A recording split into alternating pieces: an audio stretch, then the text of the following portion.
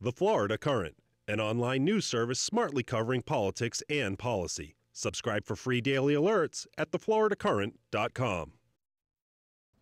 Tom Redman is a middle school teacher in Orlando with a family and a job. But today, and for the past month, he's homeless. And it's not easy.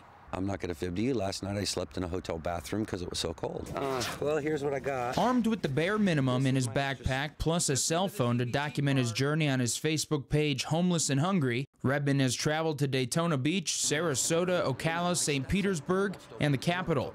He's trying to get the message out that the chronic homeless, some with mental problems, need to get off the jail streets pipeline.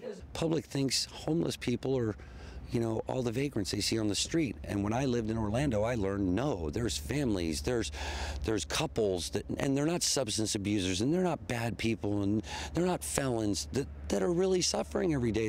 He has met with different service organizations in each city. He's seen fights and dug through trash. Sleeping has been no guarantee. It could be right here, man. Well, not right there, but there are some woods right there that I could shimmy down in with a plastic bag and a couple of cardboard boxes to make sure that I'm not on the ground and I'm out of sight. Yeah, absolutely. I could sleep right there. He was able to secure a meeting with Eric Braun, the director of Florida's Office of Homelessness. Anytime we can educate people and help them to understand, get rid of misconceptions is a wonderful thing. While Redman won't be on the streets forever, he says he hopes his small amount of time living homeless pays off for the thousands of people struggling daily. Reporting in Tallahassee, I'm Matt Gelka.